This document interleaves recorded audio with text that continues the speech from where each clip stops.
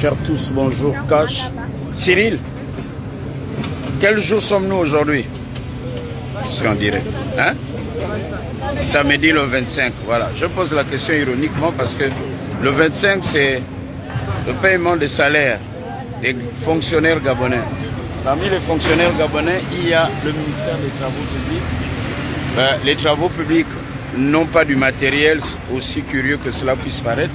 Il y a donc des majors au Gabon et il y a aussi des PME qui sont dédiés à cette tâche.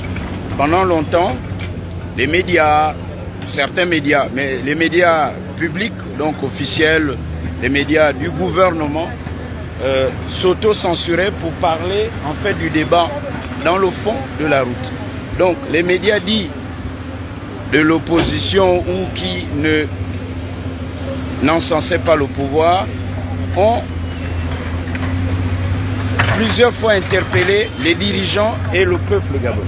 Malheureusement, la politique, donc le militantisme politique a pris le dessus sur la technicité des dossiers, le traitement donc des dossiers et la technicité sur le terrain. Ce qui fait qu'aujourd'hui à Okolassi, ce à quoi nous assistons peut paraître même philosophique.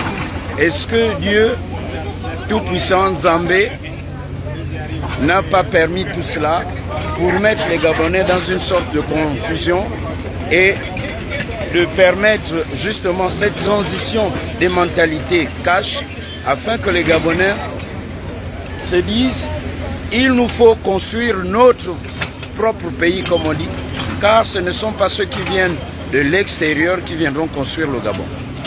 Pour que notre essor vers la félicité, cette phrase de notre hymne national, soit véritablement enfin cash.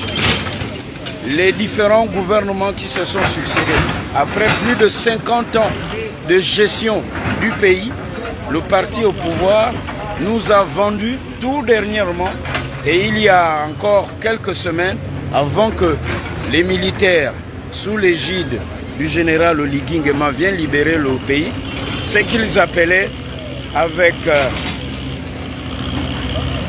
une déroute sémantique, le plan d'accélération et de la transformation du Gabon. Allez-y comprendre.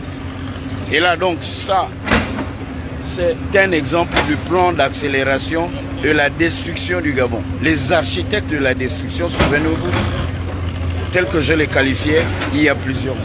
Donc ceux qui reviennent de Ntoum sont bloqués, ceux qui reviennent de Libreville sont bloqués. Donc il y a ici des opérateurs économiques, des camions citernes, des camions frigorifiques, il y a les voyageurs, il y a ceux qui vont de l'autre côté pour une raison ou pour une autre, un mariage, un décès, ou pour des raisons médicales. En un mot, à la sortie de Libreville, il n'y a plus de connexion de territoire. Le Gabon est bloqué. Il faut aussi interroger donc ce passé, toujours présent, et se dire à quel moment les Gabonais vont se réconcilier avec eux-mêmes et pour qu'enfin, être Gabonais ne signifiera plus simplement avoir un père gabonais, une mère gabonaise, mais se dire que ceux qui vont trahir le pays et qui contribuent à la destruction du pays puissent être jugés. Et j'espère que ce débat sera posé cash pendant le débat national qui arrive. Comprenez alors que les militaires ont hérité d'un pays par terre. Voilà pourquoi il nous faut poser les vraies questions au lieu de se faire distraire par ceux qui viennent nous faire distraire pour que la transition échoue. Comment voulez-vous qu'en 2 ans puisse... Bon, on ne va pas régler tous les problèmes, mais il faut mettre les bases parce que ceux qui avaient les marchés ici, qui ont détourné l'argent, et l'argent du Gabon est hors du Gabon. Et à l'intérieur de ça, pour faire les routes, il faut l'argent. L'argent vient du pétrole, entre autres. Et lorsque vous apprendrez que plus de la moitié de ce qui doit revenir au Gabon, en dehors des partenaires économiques du Gabon, est dans les poches de certains particuliers, certaines familles gabonaises, et que l'État gabonais a juste une petite part. Ça veut dire que si on prend la part que certains Gabonais et leurs familles, cette minorité a détourné et qu'on mettait ça à disposition, on aura des autoroutes partout et de façon cash. Première partie de cette vidéo ici à Okolassi ce samedi 25 novembre 2023 et c'est cash.